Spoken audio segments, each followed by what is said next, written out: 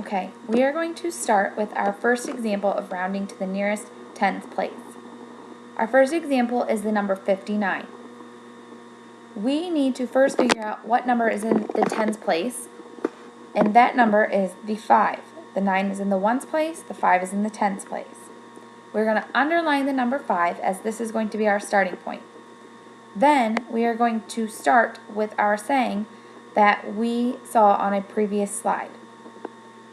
If you're rounding, look next door. 5 or greater, add 1 more. So we're going to look next door at the number 9. That is 5 or greater. So our number 5 is now going to turn to a 6. And as you can see, I have the number 6 written underneath of it.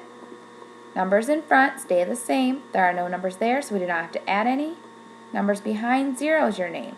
So our 9 now becomes a 0. And 59 rounded to the nearest 10 is 60. Okay, moving on. We are now going to do examples of rounding to the nearest hundreds. Our first example is the number 214. Like in rounding to the nearest tens, we need to find what number is in the hundreds place. The number that is in the hundreds place will be our 2. So we need to underline the number 2, and that is going to be our starting point. Then we are going to start our saying. If you're rounding, look next door. 5 or greater, add 1 more. The number next door is the number 1. It is not 5 or greater, so our 2 is going to stay the same. And as you can see, I wrote the number 2 underneath. Numbers in front stay the same. There are no numbers in front, so you do not have to add any. Numbers behind, 0 is your name. So you can see that the 1 and the 4 now become zeros. And we now know that 214 rounded to the nearest 100 is 200. Moving on. Our next example is the number 123. Once again, our hundreds place is the 1, so we're going to underline it. Then we're going to do our saying once again. If you're rounding, look next door. 5 or greater, add 1 more. The number 2 is not 5 or greater, so the 1 stays the same. Then we continue. Numbers in front stay the same. There are no numbers in front of the 1, so we do not have to add anything. Numbers behind, 0 is your name. So that means the 2 and the 3 will both become zeros. And the number 123, rounded to the nearest 100, is 100.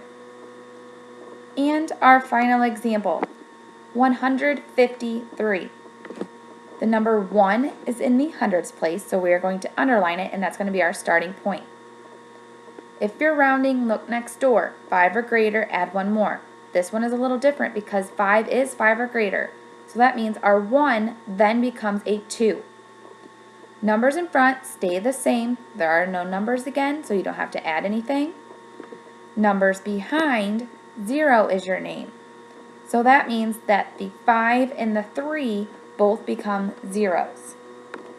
We now know that 153 rounded to the nearest 100 is 200. Now it is your turn. First, I need everyone to open up a Google Docs. On your own, you're going to create a 2-digit number and a 3-digit number. These numbers will be rounded to the nearest 10. Then, on your own, you're going to create 2 3-digit numbers. These numbers will be rounded to the nearest 100. Then, when you are done, you're going to send this to your table partner. Then, you're going to open up the document in DocHub and use the tools to show your work. When we are finished, we will Chromecast to discuss what we need to work on and what went well.